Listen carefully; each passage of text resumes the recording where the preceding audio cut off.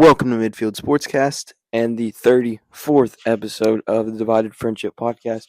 It is our first episode in, I'm pretty sure, 4 weeks. Long time. We have been busy with, I don't even know what, but we seem to have something on Thursday every single week. It's week 14. It's the last week of the regular season. It's sad, but it's time for the game. We got the biggest game of the season for both Ohio State and for Michigan. And that will definitely be on our top 5 games. Oh, I dropped my mic. Of the week. Uh-oh. But we will first go back to last week. Well, you must have forgot. All right. You must have forgot. You ain't introduced the cast for today. Dang it. It is me, Maddyx. It is Dawson. It is Luke. Yeah.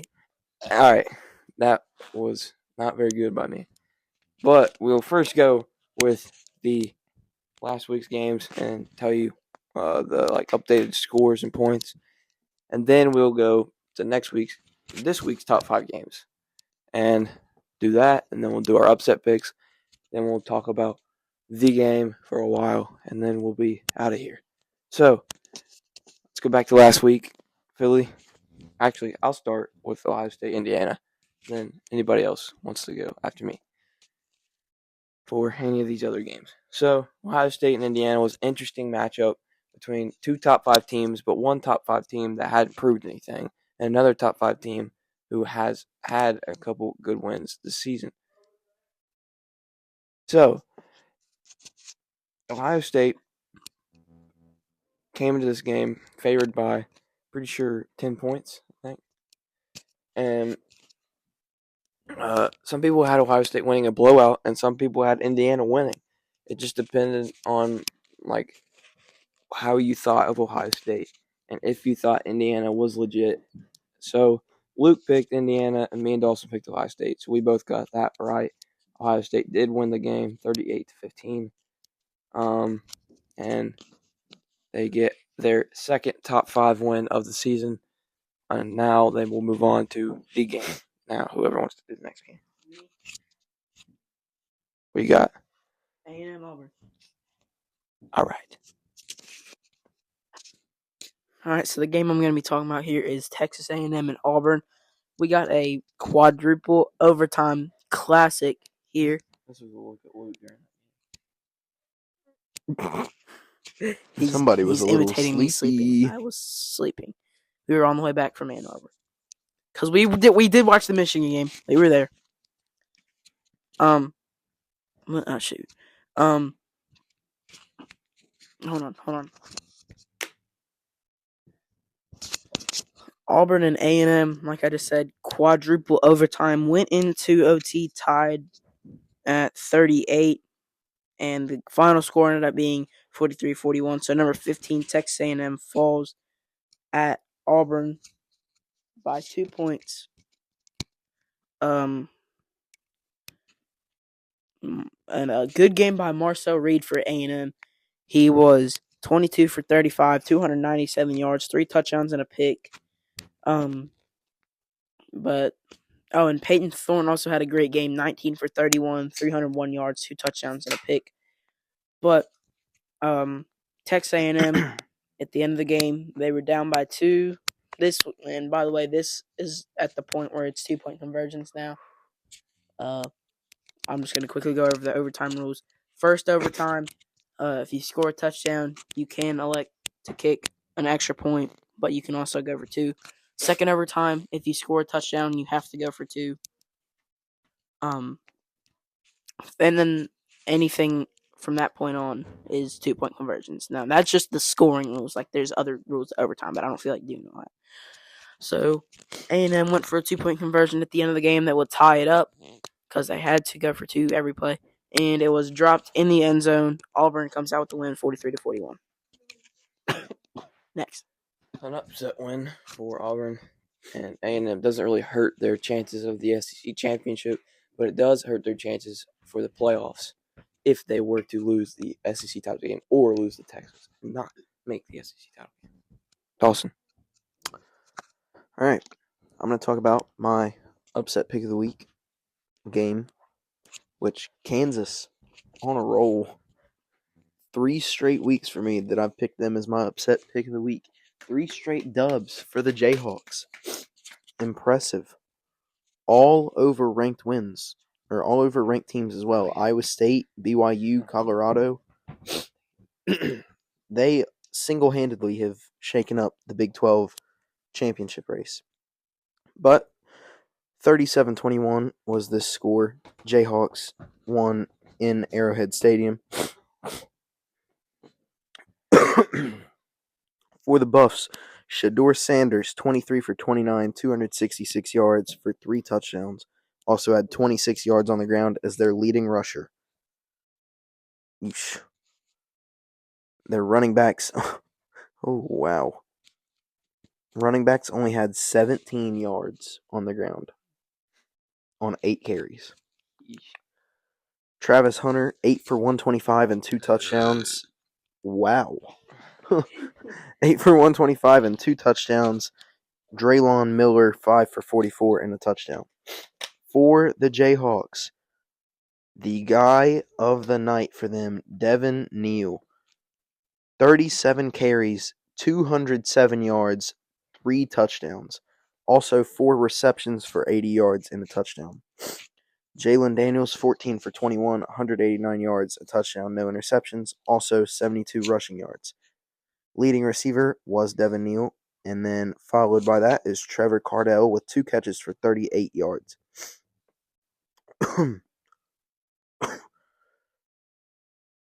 There were not any turnovers in this game, no fumbles, no interceptions.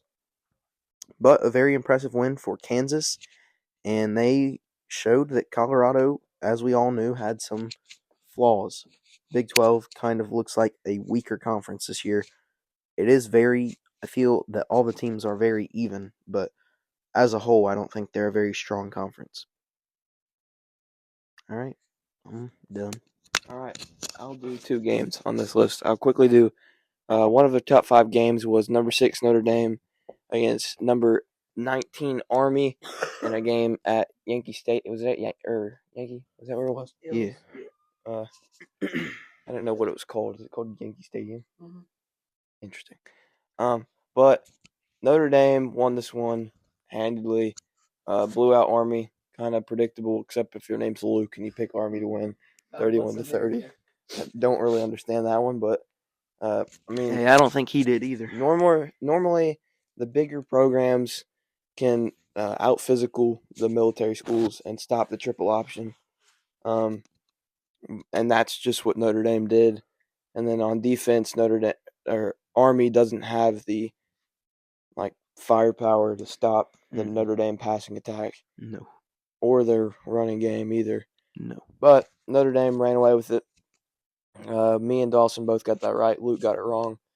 Another game here we got. I'll just do another bad one. I'll do Pitt and Louisville. Another blowout. Louisville won this one. Once again, me and Dawson got it right, and Luke got it wrong.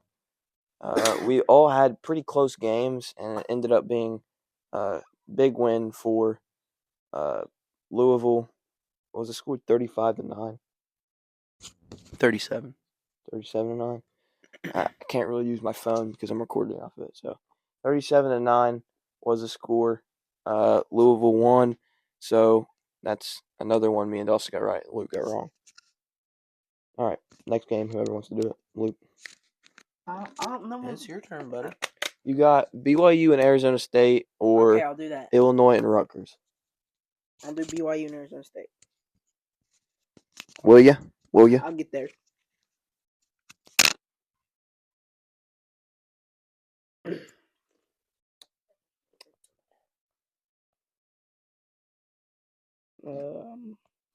Will you get there? Maybe. Okay. Hey. Excuse you. So we got Arizona State, BYU. Obviously, this had some decent implications on the Big 12 championship game, just in adding fuel to the fire of the Big 12 championship drama. Arizona State won 28-23. And I just want to talk about the end of the game. So at the end of the game, Arizona State went for they ran all the way. They were kind of just running off some clock, but so everyone thought the game was over. They stormed the field, and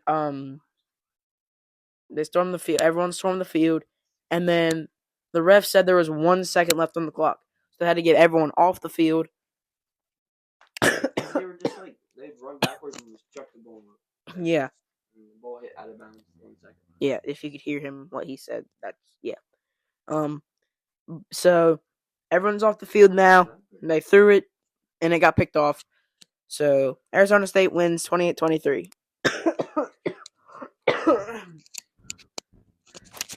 What are you doing, buddy? What are you doing, buddy? You got Illinois. All right, I'm going to cover 2 Big Ten games here, and then we'll move on. I feel one of them needs to be discussed. First off, though, we will go over the final game from last week's top 5. It is Illinois and Rutgers. Illinois, obviously, number 25, heading into this game.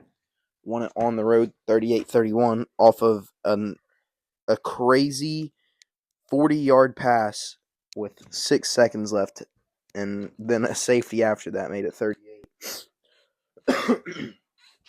Just a game Illinois really did not have a high chance to win, as Kyle Monungai had a 13-yard touchdown reception from Ethan Kaliakmanis with a minute left in the game.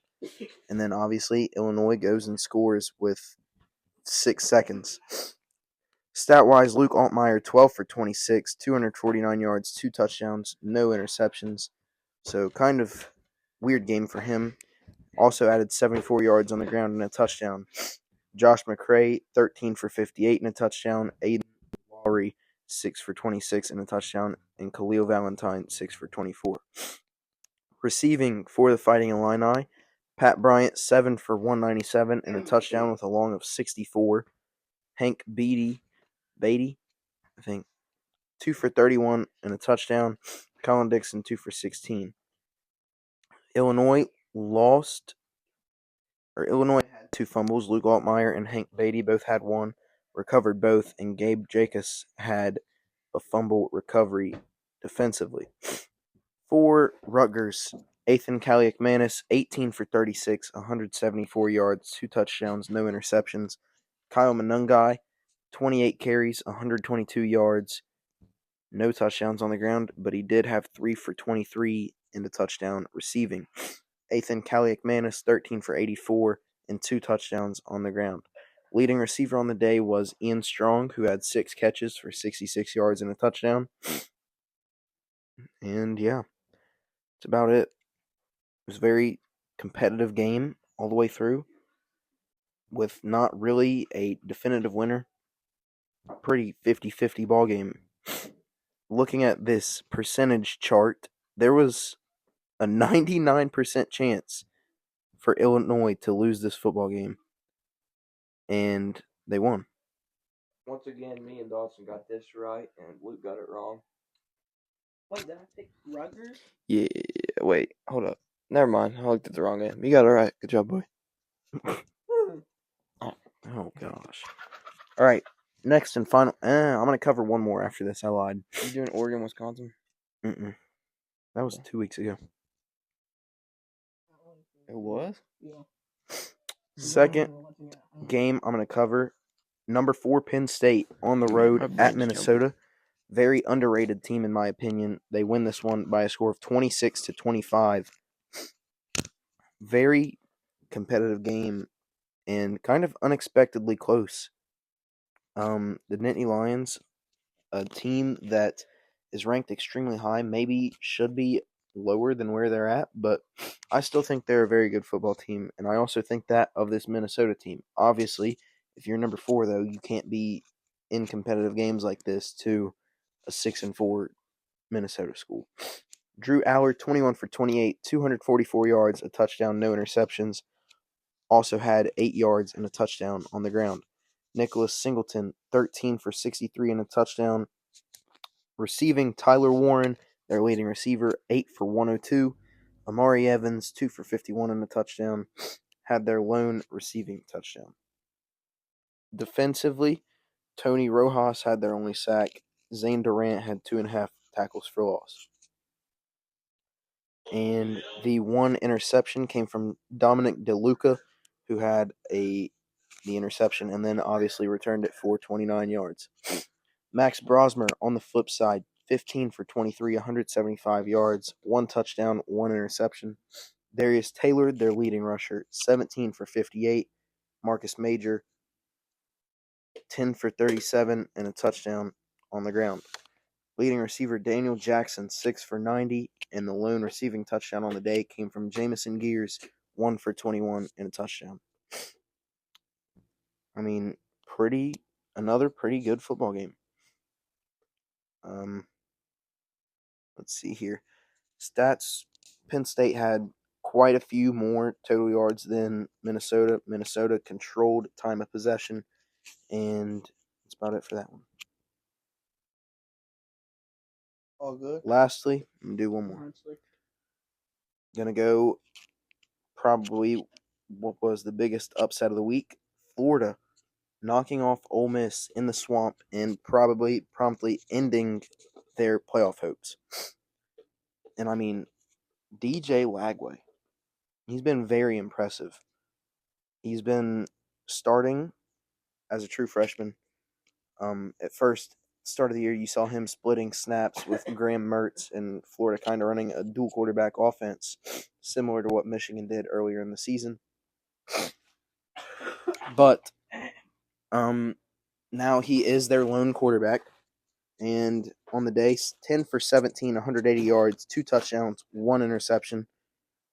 No positive rushing yards for him. 5 carries, -9. Montrell Johnson, their leading rusher, 18 for 107 and a touchdown. Elijah Badger, 5 catches, 87 yards, a touchdown. And Jaden Ball, 1 for 25 and a touchdown. DJ Douglas recovered the Ole Miss fumble, that ball was put on the deck by Micah Davis. Now, over to Ole Miss offensively. Jackson Dart, 24 for 41, 323 yards, 2 touchdowns, 2 interceptions. One of those interceptions being in the late portion of the game where they were driving, trying to keep their playoff hopes alive, and just turned it over into the ballgame. Jackson Dart, their leading rusher, 71 yards on 14 attempts. Micah Davis, 11 carries for 27 yards. J.J. Pigwace. You know who that is, Maddyx? Number 89 for Ole Miss. The big old dude they put in third and 2. Yeah, he didn't do anything. 6 for 19. Yeah, he got stuffed. Caden Lee was Ole Miss's leading receiver, 6 for 94 and a touchdown, and Trey Harris, 1 for 43, their other receiving touchdown. Florida, defensively, both interceptions came from Bryce Thornton. Obviously, that one at the end of the game to seal it for the Gators.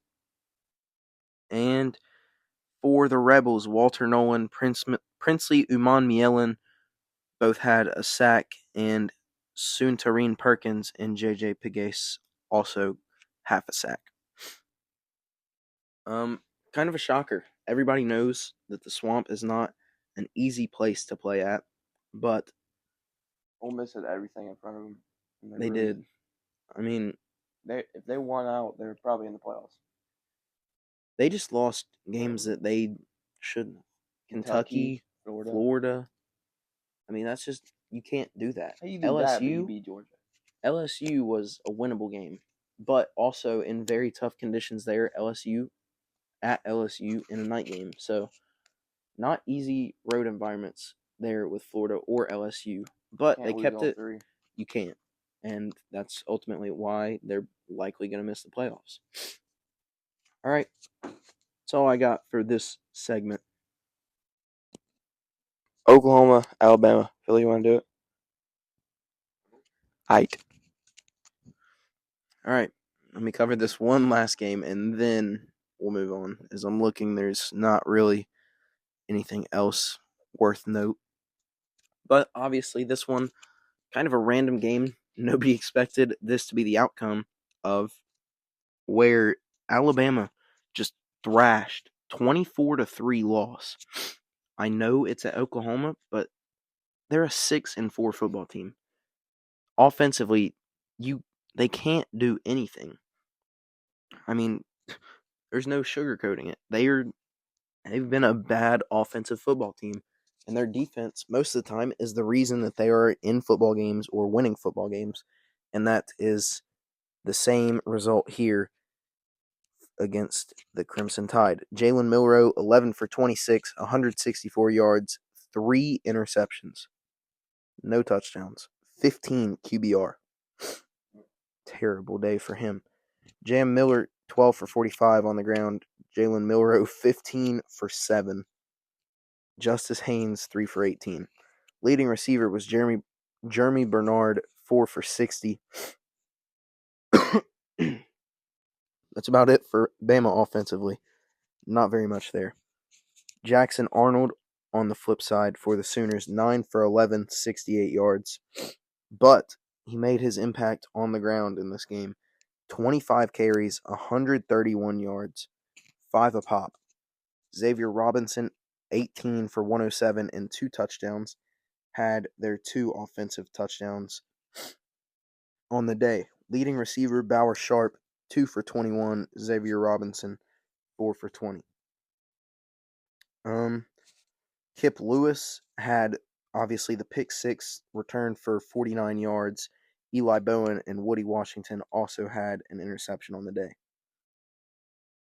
I mean, just very disappointing performance from the Crimson Tide, a playoff hopeful team that this is going to hurt their playoff stock a lot.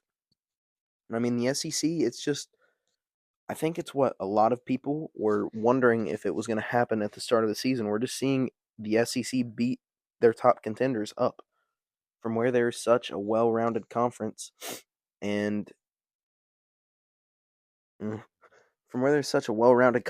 everybody in there is pretty competitive. We're seeing 6-4 Oklahoma, 5-5 Oklahoma take down number 7 Alabama, and Florida, who was 5-5, take down 8-2 Ole Miss. I mean, just they're tearing down their top contenders. You've seen it with Georgia as well. Texas has kind of got away from it as they haven't really played a tough schedule outside of the Georgia game. So, I mean, it's just interesting first season of the 12-team playoff era.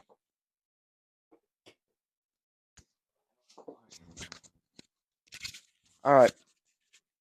Well, is it time for the top 5 games of the week?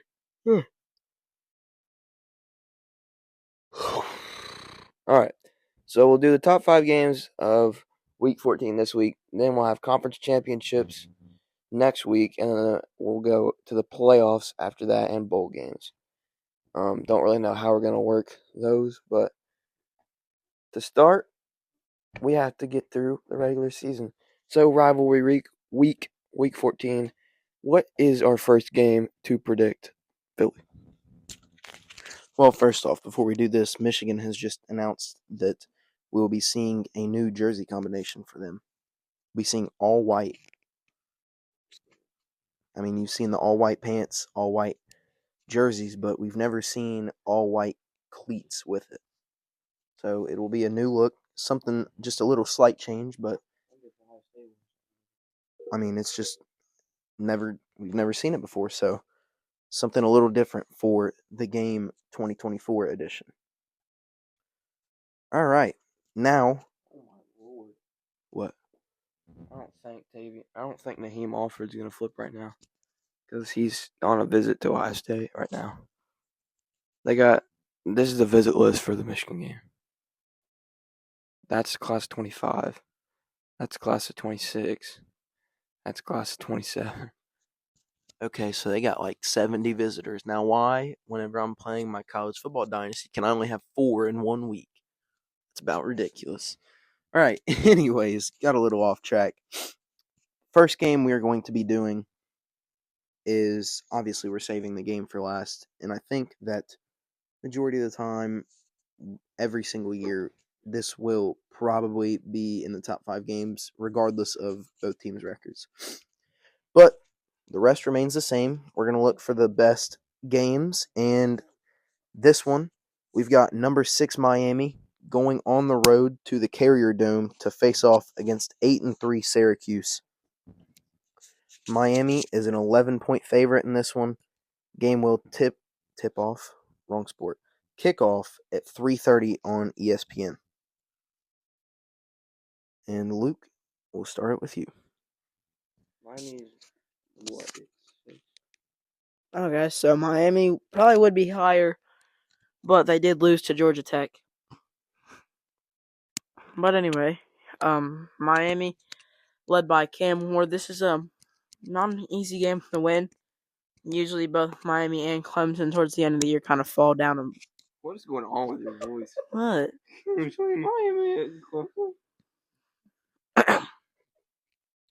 They both go down on a downward trajectory towards the end of the year, and it's Syracuse, or it's senior day for Syracuse. Some say it's Syracuse day for senior.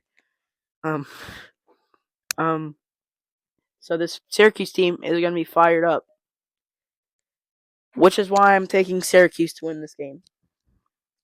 I'm taking Syracuse 24-21. You know, that is interesting. Normally, I would call you crazy, but we've seen Miami. They're a very shaky football team majority of the time. They've been in a lot of competitive games, trailing a lot against teams that they probably shouldn't be. Now, with that being said, I do think Syracuse is a pretty good football team. Do I think they'll beat Miami? No, I don't. I think Miami closes out the regular season strong, and I'm going to take the Canes to win this one by a score of 37-20. That was outlandish.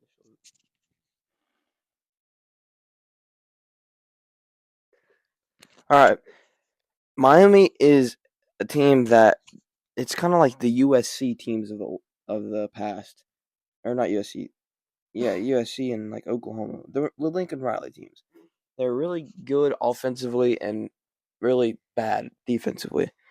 But I think Syracuse can hang with them for a while, but I do not think they will get it done. I think Miami knows what they need to get done and what they have to get to the ACC championship, and that is a win in this game. They need the win to go to the ACC title game. So I'm going to go Miami, and I'm going to go 45-38. All right, on to the next one. All right, game number 2 of 5. We will be going. Let's see. We'll go here. We got number 24, Kansas State, headed to Iowa to play the number 18 ranked Iowa State Cyclones. This one is a 7:30 kickoff on Fox. Iowa State 2.5-point favorites. I'm just going to keep it short and sweet here. I don't think Kansas State is a good football team. I'm taking Iowa State here to win this one 31-7.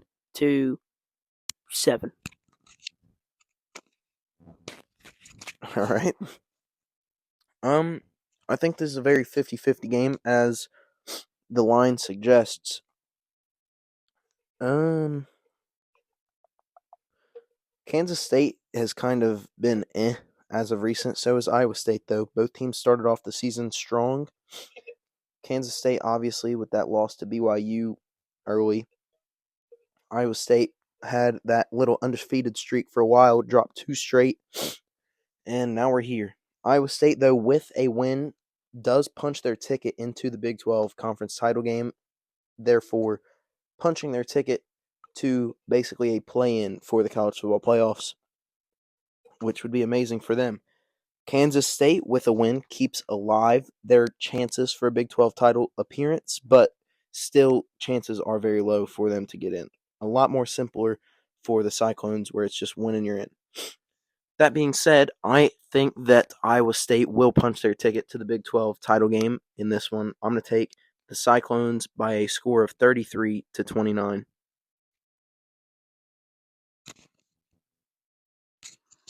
All right. I also agree with both Dawson and Luke. I'm gonna go Iowa State 28-14.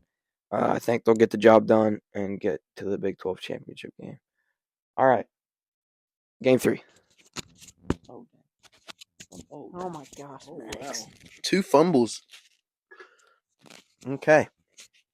Next game. This one might have a little more playoff Whoa, just struggled right there. This one might have a little bit more playoff implications than you may think. Number 15, South Carolina, headed to Clemson to take on the Clemson Tigers, who are number 12 currently. This game tips off, gosh, I did it again. Kicks off at 12 p.m. on ESPN. Clemson are 3-point favorites coming into this one. All right, this is going to be a good game, and I know that, which is why I'm saying maybe I might regret this in the future, but you know what? My chances of winning the whole pick thing are very slim, so it don't really. Yeah, they are. I'm not down by that much, but if we're being honest, they are. So I'm gonna take a crazy take here. Clemson and South Carolina, overtime thriller, 7 OTs. Give me the Gamecocks, 63-61. Well, that's a little outlandish. But I also think that South Carolina will pull this one off on the road. I just think they've looked like a really good football team all season. I mean, the loss to Bama, they're a couple plays away from winning that. LSU, obviously, that pick 6 that was called back due to, I don't remember what the exact call was, but there was a hit on Garrett Nussmeier on the return that ultimately brought the ball all the way back. And then the loss to Ole Miss, they just got thrashed in that one. But we could, as of right now, we could have been looking at a potential 10-1 team instead of 8-3. I think they're a lot better than their record suggests, and I think Clemson is probably a lot worse than their record suggests. I'm going to take the Gamecocks to win this one by a score of 26-19. I think South Carolina has played a way tougher schedule than Clemson this year. Clemson in the ACC doesn't really have that much competition, and they haven't really played the top teams in the ACC this year. They haven't played Miami. They haven't played SMU. They did play Pitt, and then they lost to a Louisville team that isn't that good this year. So I'm going to go South Carolina. I think the home field advantage for Clemson will help them a good bit, but I'm going to go South Carolina 33-30 in a good game. Clemson here, they get the win, and if they get the win and Miami loses, Clemson will be in the ACC championship against SMU. But if they lose, it doesn't really matter, I don't think. All right, next game, we will have number 3 Texas headed to Kyle Field to take on the number 20 ranked Texas A&M Aggies. This one is a 7:30 kickoff time on ABC and ESPN Plus. Texas is favored by 5.5 here. All right.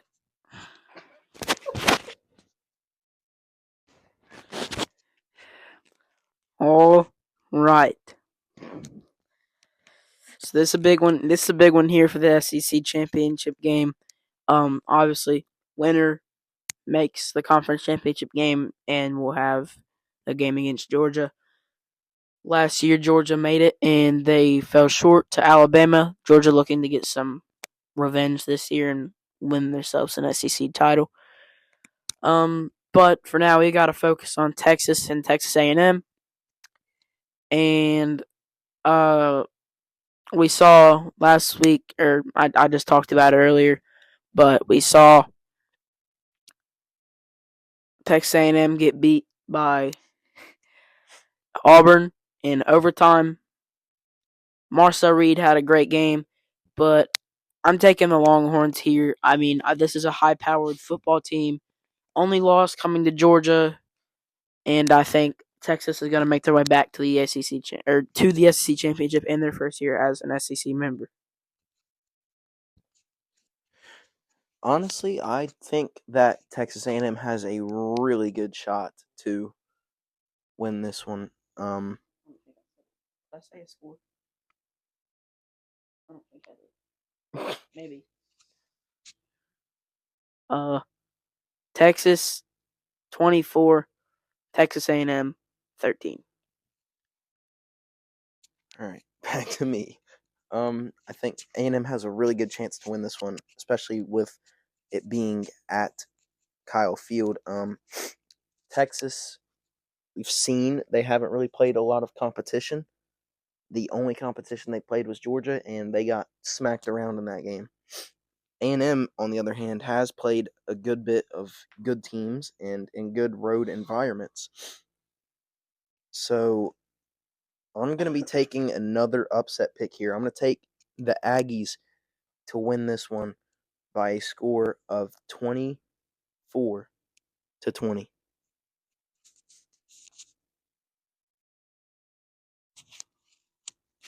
I already had mine written down, and I thought I was going to be the only one to do it. I'm going with Texas A&M in this one.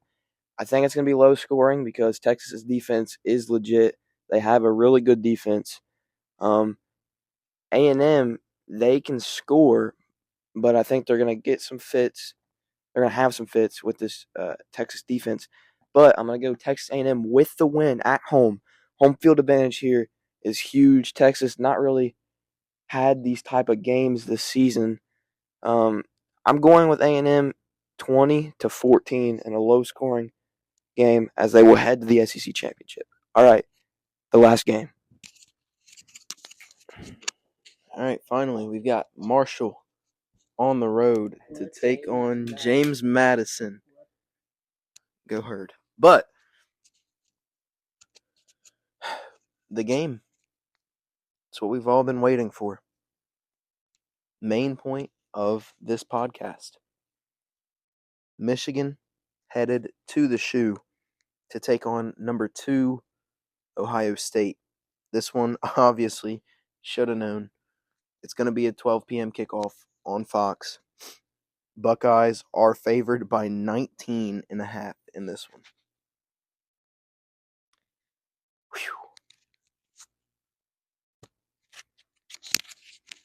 All right, so the second-ranked Ohio State Buckeyes take on my Michigan Wolverines. This is in Columbus. Obviously, the last time we were in Columbus, Donovan Edwards had a legacy game.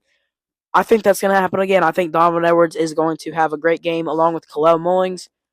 And as we saw last week, Michigan's offense is finally starting to click. Their previous season high before their game against Northwestern was 30. Now it's 50. Towards the end of that game, Michigan's offense just shot out of a cannon and lasered down Northwestern. The defense is looking. This is still a good defense without Will Johnson. I mean, he is not going to play tomorrow, sadly, against Ohio State. That's a big key piece missing, and Colson Loveland might not be playing either. Those are our 2 best players on our team. So, but even without Will Johnson, this is still a good defense. It's a little bit overlooked without him. And our offense, now, I don't think we're going to do what we did to Northwestern to Ohio State. Obviously, this is the best defense in the league we're talking about. But all that being said, Ohio State's a good team. I don't think they're good enough to stop the streak of Michigan. I'm taking Michigan 20-13. They're going to shut down Ohio State's offense, and Michigan comes through with the win. Man, I really hope that happens. But, unfortunately, don't think it's going to happen that way. I mean, Luke said Michigan's offense it started to click, but I don't think we can call it starting to click if it's just been one good game. So I'm going to hold off on that statement. They did look a lot better than they have previously, though. I will say that much. Northwestern team don't matter. We played Arkansas State and looked worse than that. So as much as it pains me to say it, I'm going to have to pick against them. Haven't picked against them yet, but I didn't. He did. I'm not delusional, so I'm gonna pick Ohio State 38-10.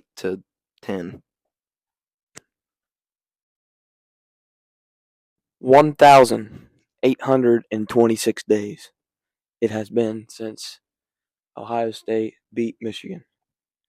5 years ago, tomorrow, to the day, when the Buckeyes blew out the Wolverines, number one defense in the country, and dropped 60 on them. Ever since that moment, Michigan has owned Ohio State. 3 straight years, 5 years total, they have beat Ohio State. You have the number one defense in the country against an offense that just started to throw the ball forward. You have a defense for Michigan that I think is pretty dang good. But they have had some problems this year. Will Johnson is a key piece on this defense, in my opinion. If you can take away one receiver on Ohio State, you're not going to take away all of them, but one receiver on Ohio State is a huge step compared to many teams in the country that can't take away any of them. Without Will Johnson, I don't think you're covering the receivers on Ohio State. But I do think this Michigan front seven will give Ohio State some problems because of the new offensive line, how it has not really been tested. I mean, we played Indiana, but I think Michigan's front seven's better than Indiana's. Another thing, if Loveland plays, last year, Ohio State could not cover Colston Loveland. We had linebackers trying to cover him. It wasn't working, and he was just getting catch after catch over the middle. I think they can scheme around Ohio State a little bit, but these new blitzes that Jim Knowles has been running have been getting home. Used to with Ohio State, we had defensive ends like Chase Young and Joey and Nick Bosa, and we would just rush 4. Now we don't have that. We have good defensive ends, but they're not that good. So we're going to bring 7. We're going to bring 6. We're going to blitz the heck out of Michigan. It scares me a little bit because the last time we blitzed the heck out of Michigan, Donovan Edwards went 70 yards like 3 times. But I don't think it's going to happen that way. I think we're going to win. I also think we're going to score and go for 2 once and get it. I think Ohio State wins 36-13. They go for 2 because they can't go for 3. And Ryan Day heads to the Big Ten Championship for the first time since 2020. All right, find your upset pick of the weeks. We forgot about that part. But I have mine ready. Who knows his? No. I never said mine.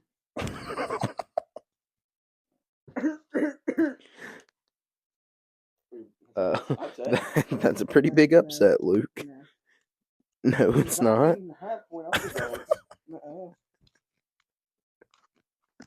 On the road. Might be a big upset. Give me freaking.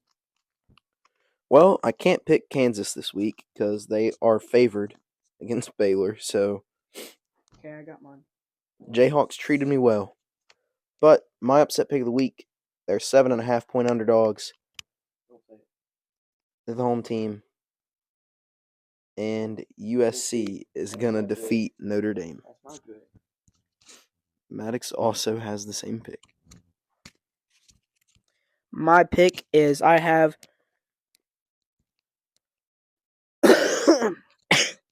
Kentucky defeating Louisville. Louisville is only favored by 4 in this one. I got Kentucky. So how is that your upset pick of the week when Michigan's 19-point dogs? On the road. Well, because I don't want to be boring and pick an upset pick that's already it's been in top 5. Boring. It's an upset pick. That is the least boring upset pick we probably have had all season, actually. All right. No, I had Charleston Southern beating Florida State. They were 40-something point underdogs. Oh, gosh. Yeah, Luke's picks this year have been a little Wonky. All right. Well, All right. all right. All right. So, We didn't even talk about our favorite team's games. Yeah, I talked about Indiana. You guys kind of talked about. well, we can talk about Northwestern real quick. We were at this game, 3:30 kickoff, where the Wolverines won 50-6. I'm pretty sure the score was. Got to see Jaden Davis's first career snaps. Or snap, actually. I'm pretty sure he was only in one play. But offense looked pretty good throughout this game. Khalil Mullings was doing really well consistently throughout the game. Donovan Edwards had a couple chunk runs in the fourth quarter. And Michigan was only up in this game 17-6 at the half. So coming out of the gate in the second half, it was a really good performance. But obviously, Northwestern and Ohio State, not very apple-to-apple comparisons. So we'll just have to see what happens. I don't know. I just started speaking what you were speaking. Keep going. Northwestern and Ohio State, not very similar football teams, and that's about all I got for that. Well, on to the game we go. Yep. I don't got very much to say. Michigan's going to have to play dang near perfect, I think, to have a shot in this game. I think the only way to beat Ohio State is if you hold them under 28 points. It's a lot of points for us to score. And you have to score over 28 points. Oh, gosh. Because the best defense we played all year, I mean, is Oregon's defense, are they one of the best? I mean, you don't have very many other options. Talent-wise, they're probably one of the best, and we still dropped 32 on them. 31. Indiana, we beat the Indiana. You guys lost to Indiana. But then you beat Northwestern by more than we beat Northwestern. Well, like I was saying, we're going to have to basically be perfect. Davis Warren is going to have to play very well and keep the ball in Michigan's hands. We just need him to manage the game. He's obviously going to have to do a little bit more, but ultimately we just need him to be a game manager. And our rushing attack I can't stress this enough, it has to be on point. If we have to go one-dimensional, if we can't run the ball and they just sit there and try to pass, we will get beat. If we are able to do a little bit of both, obviously, takes our chances up slightly. I'm not sure how much, but whoever's on Igbenogson, just throw it that way, and it'll be past their parents. The ball. Hey, you heard it here first. Game plan right there. Other side, if you probably put some Audrey on a double move, Denzel Burke will be in a blender and we'll be gone. Wait a minute. Hold on. Hear me out. Whoever Davison Igbenogson is on, just put him on a go. Underthrow him. First play of the game. Underthrow him every time. Just start running backwards. He'll hold you. Promise. Then we'll put in Jermaine Matthews and he won't complete pass. He's him. That's all right. So much better than Anyways, that's all I really got for that. We're going to have to be pretty dang good to win this one. Obviously, playing a really good football team, and we are not the same caliber we've been the past couple years. 1,826 days ends hopefully tomorrow. I forgot how we did this. You close it out. You already done? You don't got nothing to say? I mean, I talked about the whole game when I picked my score. Buckeyes win. OH. Do you have anything to say, Luke? Go Blue. Well, you heard it here first. This is the most anticipated podcast normally, but Michigan, there's not really. It's kind of been a wonky year, so kind of took a little bit of the hype off the game. Thank you guys for tuning in to this podcast after our long disappearance, kinda. We appreciate you guys watching and being active on all of our social medias, and we will see you hopefully next week. I'm sure it'll be next week because obviously I need to talk about this game. Probably gonna have to get a lot of things off my chest. And we will see you on the next one. Adios.